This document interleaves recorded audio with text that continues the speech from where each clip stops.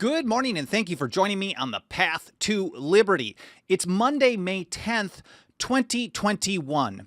And there's a common strain of thought that comes primarily from the right that no matter what happens in the world, somehow California is basically the source of every problem that exists, and anything and everything that comes from California, politically especially, should be hated and totally ignored. In fact, this is something I've heard for years. I'll hear either on a negative, "Oh, you don't know what you're talking about because where you live," or "I'll start listening to you. Maybe you'll have something interesting to say if you move to my state, you uproot your whole life." So unfortunately, though, a lot of people from that end of the spectrum won't even get this far in this video, in this podcast edition, because they're going to see the title, they're going to see the overview, and they're just going to not have any interest in learning. But when it comes to rejecting, resisting, and actually nullifying federal power in practice and effect, I would make the case that in modern times, there's been no state more successful at this than California, just that it's on issues that are not traditionally interesting or important to people on the right, or maybe issues that they oppose the state on. But rather than just opposing it, it's important to learn from one's enemies and learn how to implement those strategies going forward. So on this episode, I've got the first of what will actually end up being a full series, something that's going to grow into a series of episodes talking about practical examples of how states can defeat the federal government without relying on the federal government to stop itself. And as part of that process, this might even be more interesting to some people, how cities can defeat the states and how people can defeat cities, the states, and the feds all together through human action and resistance. But first of all, before getting to all that, my name is Michael Bolden. We broadcast every Monday, Wednesday, and Friday at 9:30 a.m. Pacific time from here in my home office and studio in downtown Los Angeles for the 10th Amendment Center. Our show homepage has everything you need to follow this program. It's 10thamendmentcenter.com/path to liberty. You're going to find all the archives of the show for close to 3 years. I don't even know when the anniversary. We are having our 15-year anniversary for the 10th Amendment Center at the end of June. I don't really have anything special planned other than just to continue doing the work for the Constitution and liberty that we do every single day, and maybe mention it, send a few extra emails.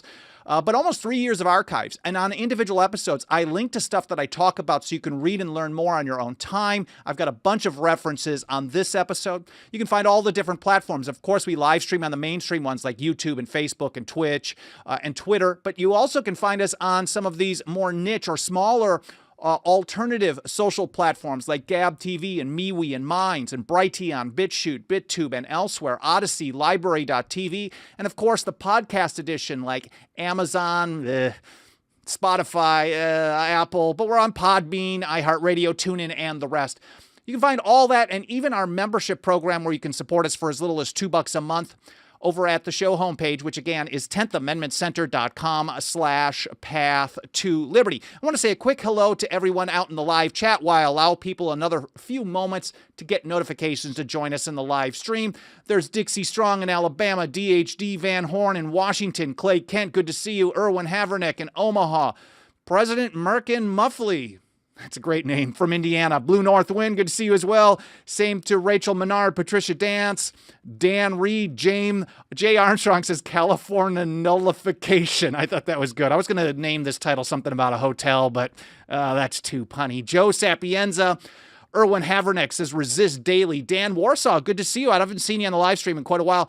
Va Mai, Greg in Temple, Texas, good to see you. That Liberty Gal, Tim Morton, I'm sure, and Alan Mosley as well. I appreciate everyone for joining me. I hope you had a great weekend. And let's start out, well, I'm going to get into some history in a moment here, but let's get into this. And when I talk about our nullification strategy to defend the Constitution and liberty, of course, as I mentioned, one of the most common things I get from conservatives is, why should I listen to you? Because you're from California, or why should I listen to a Californian at all? That kind of stuff is really, really consistent. It's not everybody, but it's kind of a partisan thing. It's kind of the warning that we heard from so many of the founders and old revolutionaries that once you just divide up into party versus principle, and all you care about is what is red team or blue team, then you're never going to go anywhere. you're going to always support the largest government in the history of the world, whether accidentally or on purpose. So I would actually flip things around. If you want to defend the Constitution, this may be surprising, not that California is a constitutional state, but on the things where they have rejected federal power, they've used the strategies that I've talked about so many times, that we learned from the founders, that we learned from James Madison and Roger Sherman and Thomas Jefferson and Patrick Henry and many others, and they've actually implemented, even though I don't think they would ever admit this type of thing. And so I want to look at a little history of this in this first part of this multi-part series on cannabis legalization, this plant that the federal government unconstitutionally claims the power to say is illegal. And once they, of course, for those of you on the right, if they're okay with making a plant legal, it's not too far of a jump for them to make a firearm illegal either. It's the concept that they can make something illegal that's the problem. But Californians have had an almost 5-decade effort on this. A lot of people just think 1996 or maybe 2016, but this goes back all the way to the 70s and even earlier if we're talking about human action. We've seen this played out in practice before our very eyes, and now today we're also seeing efforts to deal with the heavy tax burden that goes along with basically buying your way in to define the federal government. So let's do a quick history. Of course, we know that actually most of the states were banning the cannabis plant in the early 1900s. But on the federal level, they didn't touch it. They still had somewhat of a respect for the Commerce Clause as originally understood, even though in the New Deal that changed quite a bit. And in 1937, the U.S. Congress, and I'm reading this from the California Growers Association.org, U.S. Congress passes the Marijuana Tax Act, effectively banning the possession and sale of marijuana with a prohibitive tax and potential imprisonment for evasion. We know that the power to tax is the power to destroy. And a lot of times when we talk about getting a stamp or a tax or something like that, we can go all the way back to the Stamp Act, of course, of 1765. And we saw how the old revolutionaries, the real patriots, the supporters of liberty, actually responded to that, like a 1 pence tax. And they went nuts. They did not stand for this. And instead, we've seen taxes on firearms and plants and all kinds of stuff which render them either totally prohibited or nearly impossible to evade that whole situation. Then in 1970, the U.S. Congress passed the Controlled Substances Act. You may be familiar with this, the CSA. This was implementing a UN drug control program. This is an international program under a UN treaty.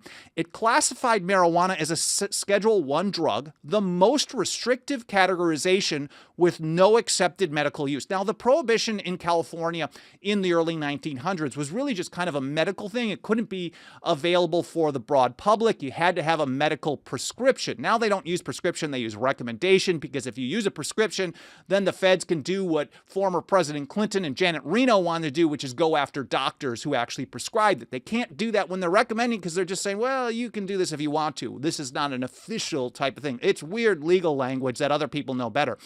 So the CSA went into effect in May 1, 1971. And the resistance, now we know that people were buying, selling, and consuming this plant, even though it was illegal at a state, a local, a federal level, at every branch of the federal government for decades.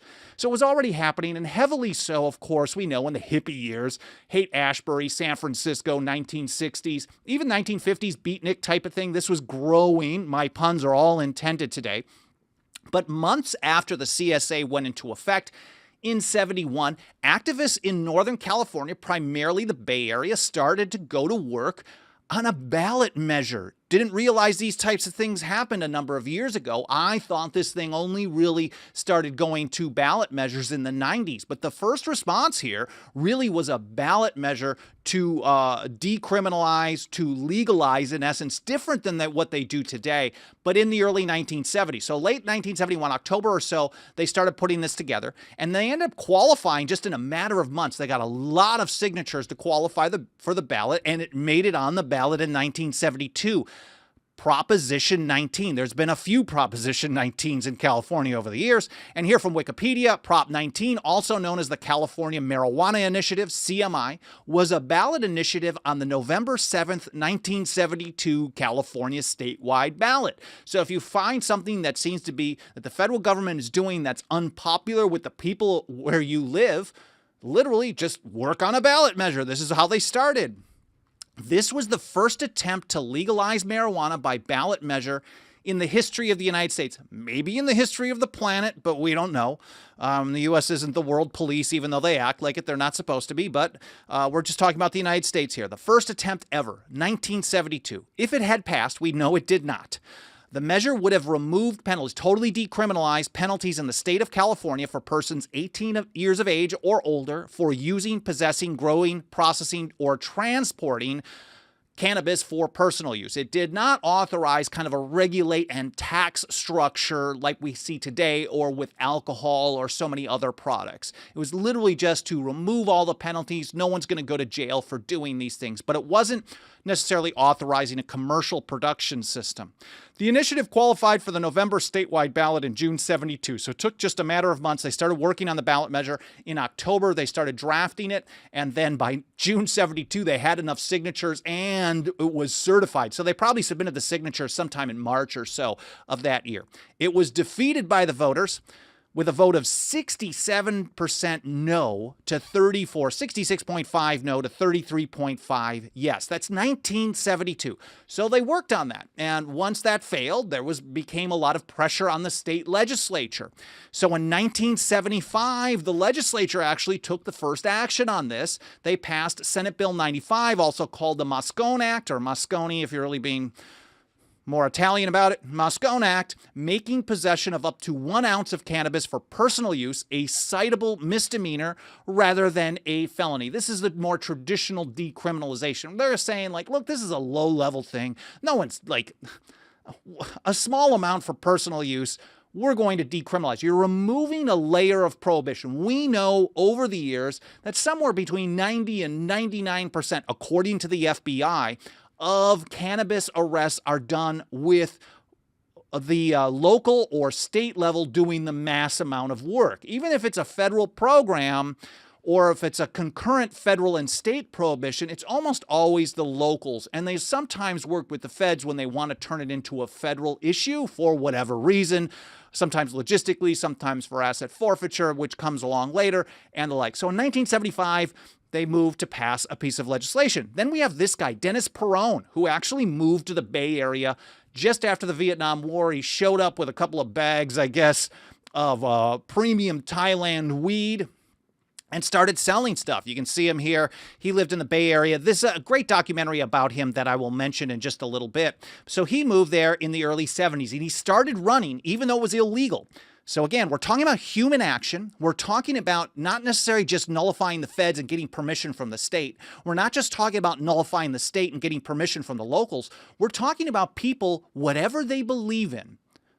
This may not be your issue, but you may have something that's really important to you. And Dennis Perone is an example for anybody and everybody. He believed that the right thing to do was to provide cannabis to his neighborhood. And that's what he did in the Castro in San Francisco. He started an underground cannabis buyers club. You may be familiar with the film Dallas Buyers Club. Same kind of concept, although he wasn't really having, well, maybe he was crossing the border. I'm not 100% sure about the sourcing. Probably was growing much of it in California. There were new growing techniques that came around in the early 1970s or so, early to mid 70s, where California, like, this really threatens when California produces this product, when grows this product, which is the largest cash crop in the state today, then this actually harms the cartels down in Mexico. It actually harms their power because they don't have as much product to move. There's no demand for it. This is a supply and demand. This is a market response. When people want to buy something, there's going to be people who want to provide their product or their service. So Dennis Perone starts in an illegal, underground, well, it wasn't all that underground. Everyone knew about it in the 70s. I wasn't there. I was only born in 72, but I was still a Wisconsinite. But everybody knew about this. He was doing this. He was raided, arrested, bunch of times by local law enforcement, and I believe at some point the feds came in and supported it as well. So this was the first cannabis buyers club on the planet. And in the documentary that I'll mention at the end of the show, they actually show the location where it was just a kind of a stucco apartment building, kind of a junky apartment building, but he ran it there and it was widely known. So what did he do? Because he kept getting arrested over and over, he started thinking, you know what, I'm going to try to get the city to get off my back. Recognizing that when you're talking about enforcement actions, you're not always thinking about Washington, D.C. You're not always thinking about your state capital, because the people who are really impacting your day-to-day life are those local government thugs that are actually violating your liberty, nonviolent crimes that they're arresting you for. They're the ones doing the arrests and the investigations, even if they're doing it on behalf of Washington, D.C., which happens quite a bit. They're the ones that are the first layer of problems. So he started with a very local approach, which I think should be replicated on anything and everything. 1978, Dennis Perone organized the San Francisco Stop Prosecuting Marijuana Offenses, Proposition W, in 1978. It directed the district attorney, this is from Ballotpedia, it directed the district attorney to stop arresting people for possessing, transferring, or growing marijuana. It got a 56% vote and won. But we know how this plays out, and I've heard this argument many times, and in many situations it's correct. It was actually not implemented. So even though this proposition passed, the district attorney kept pushing on this. Although it became a little bit more difficult, because once the general public starts getting on board and saying, you know what, we're going to start doing this, we voted for this, it becomes more of a political issue where it's harder for them to keep doing this. Every time they do it, anyways, even against the will of the local vote there was only 56%, but still, then it becomes a little bit more politically difficult to continue doing this prohibition. Now we move forward a little bit to this lady. Her name is Brownie Mary. If you've never heard about her, this is kind of we'll call her a little old lady. She was in her mid to late 50s at the time. I mean, I'm getting close to that myself, so I shouldn't say that really. But she was an activist who was a volunteer, and either in an AIDS ward or like an oncology ward in a hospital. She was providing help, bringing people things to help them ease their suffering. And she had learned that baking brownies with pot in it was helpful, and so she started doing this and bringing it to cannabis patients. Then she started making them available to the wider public. And here again from Wikipedia, there's a whole page on her work as well. She is an activist for decades, even up until her 70s. I'm not sure how old she was when she passed away. She died in died in 99 at the age of 76. Brownie Mary was providing stuff to people, sometimes for sale, sometimes for free, depending on the circumstance. And here in the early 80s, she was baking about 50 dozen cannabis brownies per day. This is out of a home kitchen. Now, one of my favorite restaurants here in LA a few years ago, I would find them on a delivery app. I don't want to say which one necessarily, but I know they were operating an illegal Thai restaurant out of a home kitchen, but they were the best food, and they had hundreds and hundreds of great reviews. I think they ended up getting shut down at some point.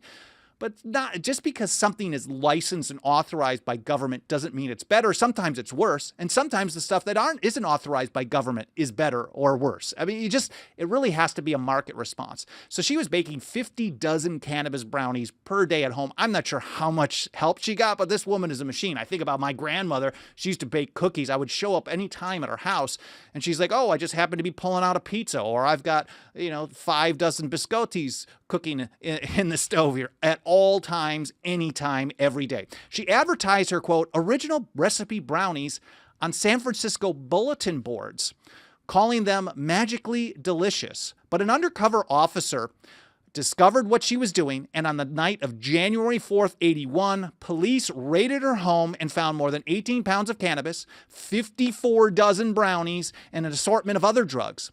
When Rathbun opened the door, she reportedly told the police, I thought you guys were coming. She was 57 years old on her first arrest in 1981, but she was arrested later as well. So Brownie Mary Going forward, John Entwistle, who was partners with Dennis Perone, he moved to San Francisco, I believe from Brooklyn, and they opened the Cannabis Buyers Club, the San Francisco Cannabis Buyers Club, like the Dallas Buyers Club for a different product. This opened in 1991. Remember, medical marijuana did not start in California until 1996. So this was totally illegal, again, on the federal level at all branches, on a state level, and even on a local level. And even they got this initiative passed, this proposition passed in San Francisco, and they kept prosecuting. Although when you have this kind of massive opposition, massive resistance on a local level, it's hard for the locals and the states to do anything about it as well. Same with the feds. So they opened the Cannabis Buyers Club in 1991. They converted Perone's underground business into a public dispensary. They got a storefront, the whole thing, 5 years before legalization of any level went into effect in California. This is where medical users could purchase cannabis along with Brownie Mary's famous baked goods and socialize in quickly what became a safe haven for those battling with HIV and AIDS. If you see video or old pictures of this, it really looks like a large multi-level coffee shop. Which, I mean, this was so out in the open. They were just doing it. The reason is because so many people were willing to defy. Now, if you only have one or two people who are willing to do things, it becomes very difficult to do it out in the open. And it does take risk. It takes someone like a Dennis Perone who's willing to say, you know what, this is what I think is right. Now, whether it's going to be a cannabis product or a different product, a light bulb or whatever it may be, it requires people who are willing to take a risk, because government doesn't just give us freedom. As Thomas Jefferson told us, a free people claim their rights, right? I'll get to that a little bit later. And all of this was inspired. This was from Pax.com. If you're familiar with the product, they did a whole documentary on this and an overview. All of this was inspired by an historical verdict in a trial against Perone for cannabis possession, the result of a bust in January 1990 that he endured after decades of being raided, forced to close, and valiantly reopening time and time again. So once they opened this up, they actually brought the media, and there was local media coverage.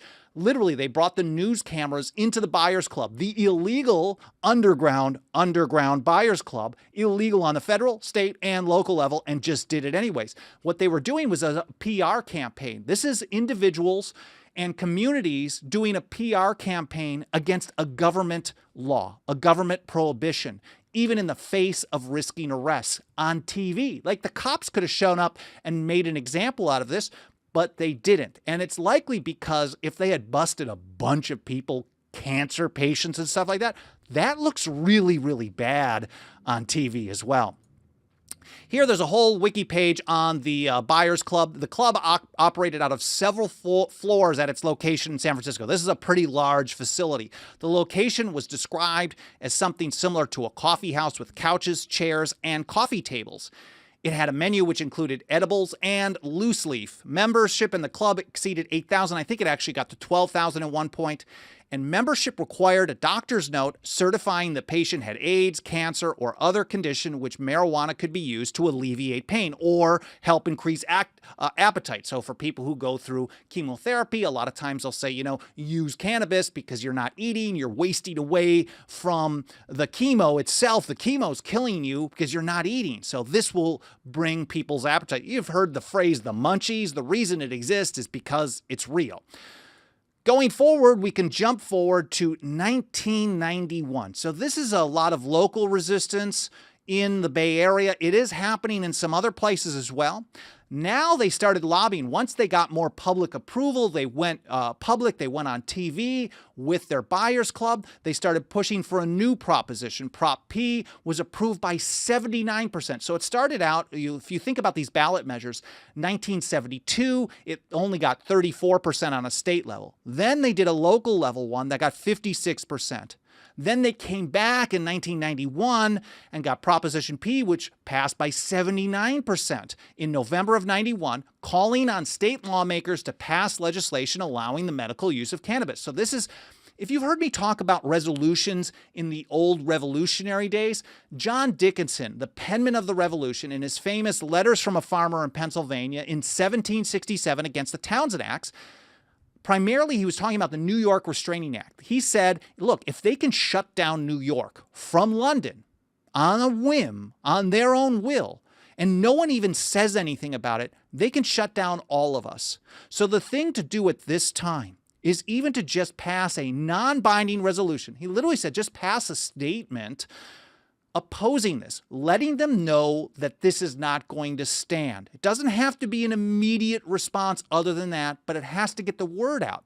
And his phrase, which we include, this is our motto on our membership cards for our annual members, Concordia res parve crescunt. It means small things grow great by concord. That was at the signature at the end of his first letter from a farmer in Pennsylvania in 1767, recognizing that even a non-binding resolution can be powerful. Now, you've also heard me hammer on non-binding resolutions on the right to keep and bear arms, so-called fake sanctuaries. The reason that I do that is because they're not saying that they're a non-binding resolution, they're claiming to be something more than they are. So something that's a non-binding resolution used as a vehicle to drive more support to something is very powerful. And we saw this happen in San Francisco.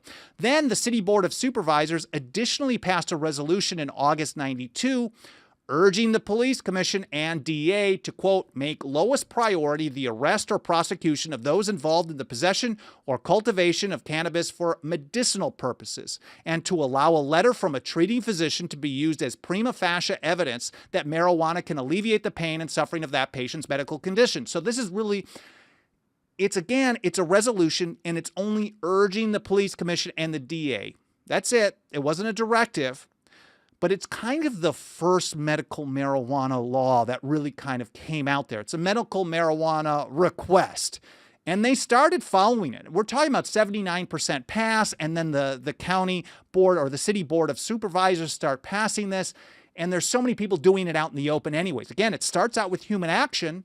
And then eventually, even though they start arresting people and making examples, they continue doing it again and again and again. They're heroes to that community. They're heroes to all of us, really, because they're teaching us that when you resist and you say no and you exercise what you believe are your rights, no matter what the government is saying, sooner or later the government has to back off. Now, people are risking their lives in this situation. You get shot by a cop, no doubt.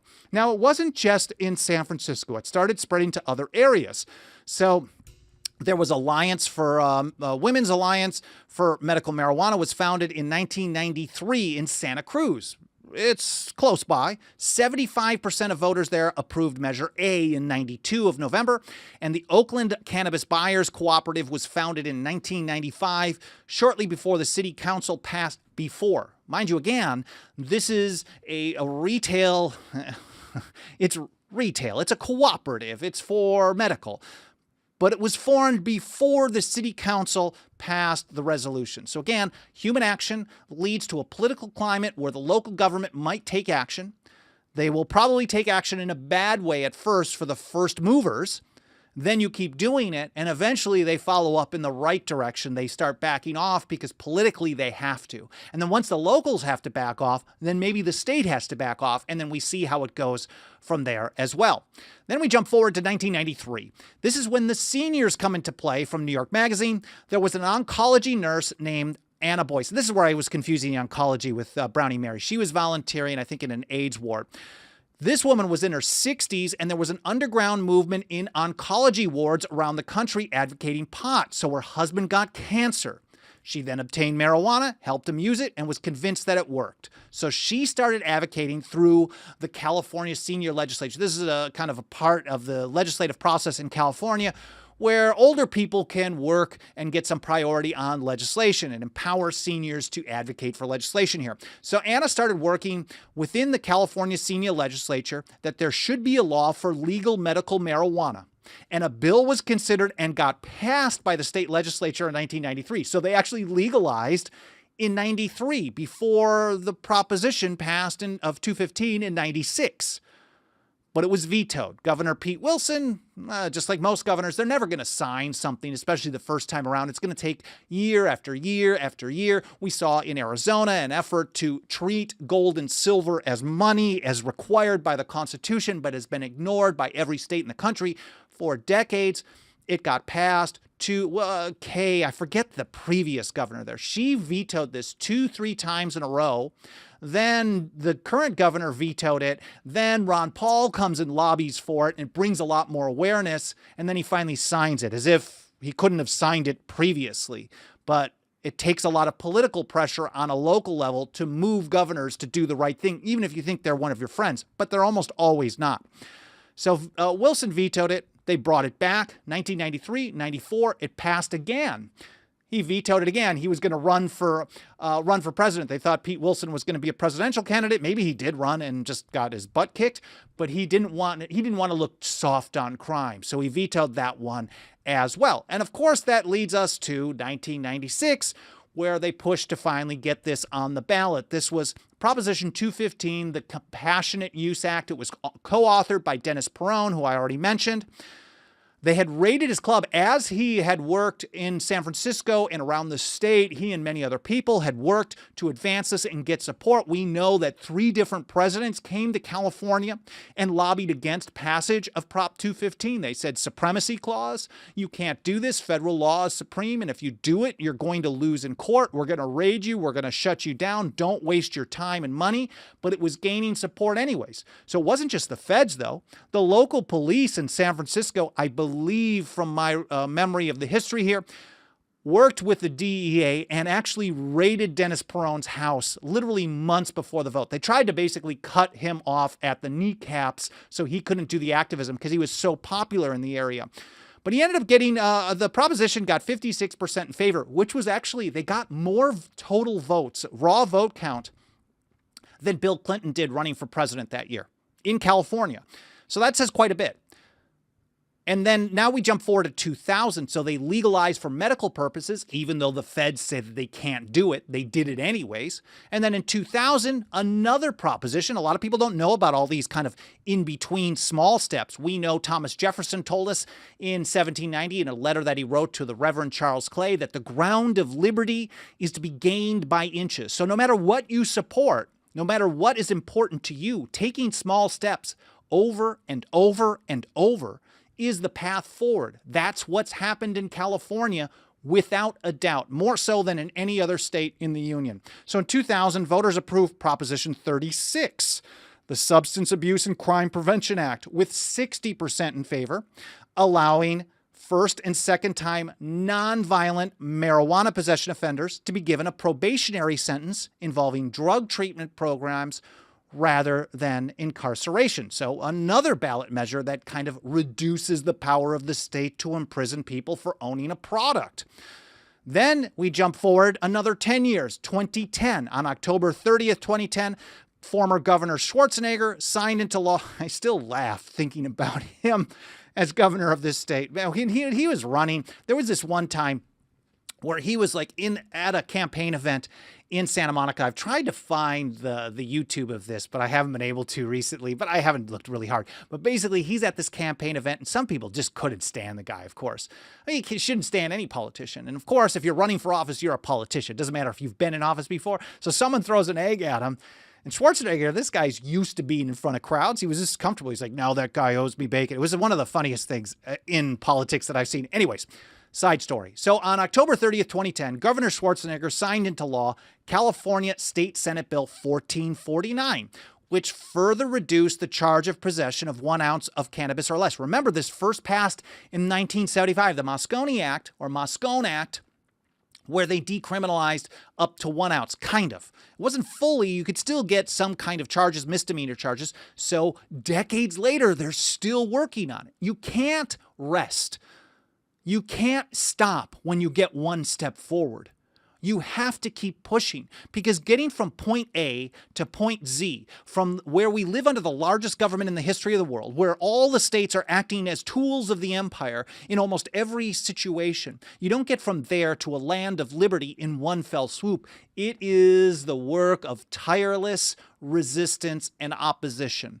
So on September 30th, 2010, he signed this thing, 1449, which further reduced the charge of possession of 1 ounce or less from a misdemeanor now to a lower level, an infraction similar to a traffic violation. So this is in essence telling the people of California, you got nothing to worry about. Well, they'll just write you a ticket. And if they don't want to deal with it, they'll just say like, get out of here, whatever. A maximum of a $100 fine and no mandatory court appearance or criminal record. The law became effective on January 1st, 2011. So then also in 2010, a few months later, we have Proposition 19 again, another Proposition 19. This was to do recreational cannabis legalization. That was a ballot initiative that was defeated. This is from some attorney at law office. Proposition 19 was a ballot initiative that was Scott Candle and Associates is what it is. I will link to this in the show notes so you can read about it in context.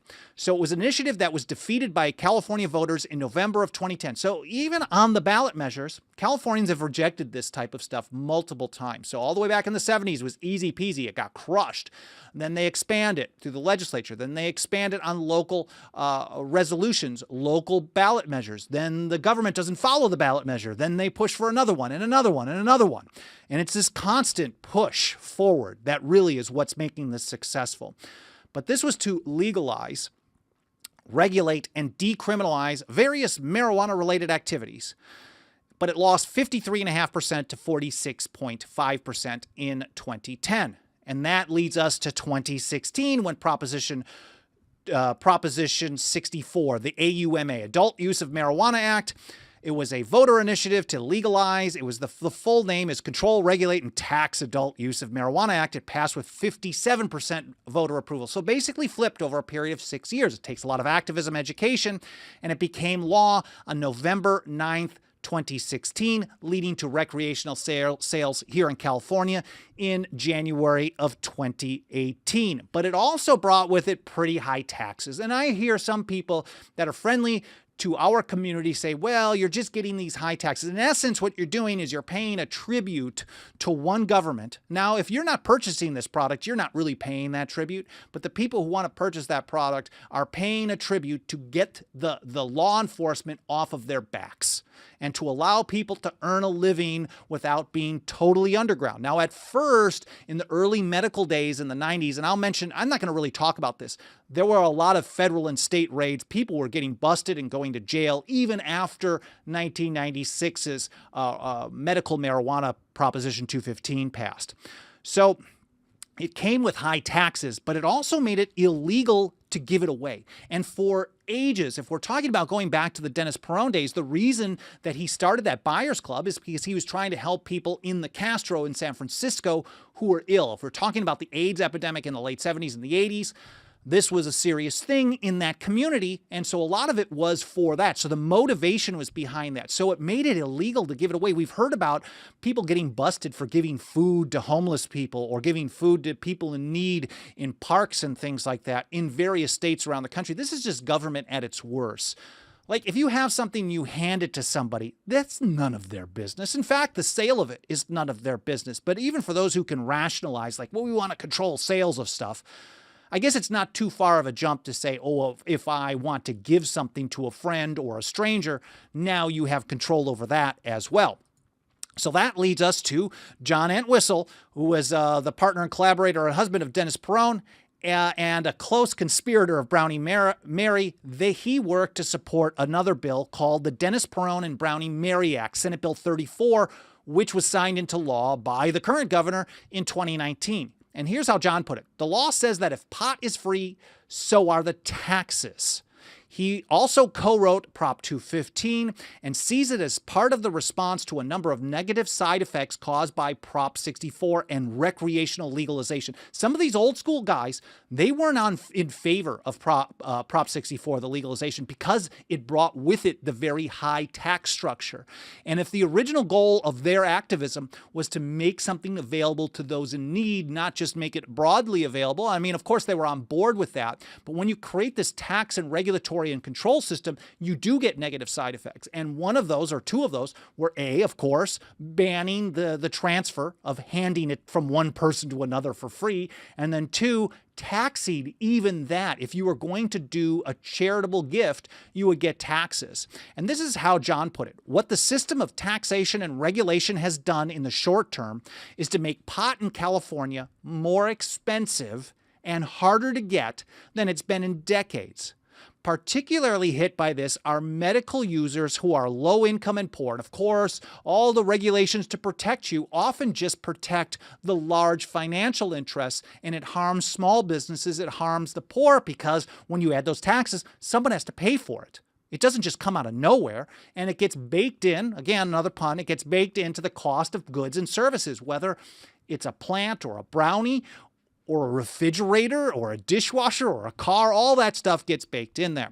So it harms the people who are low income and poor because suddenly they've been locked out of the market and they can't get the medicine anymore. He says programs that used to collect pot from growers to give away for free, they basically all closed this year. I think this was 2018, 2019, because of the tax problem. There's always a tax problem, of course. So here's an example, the Shelter Project from Jetty Extracts, another cannabis company. They were providing 500 patients with high-quality oils in multiple forms at a total cost to them of $10,000 to $20,000 a month.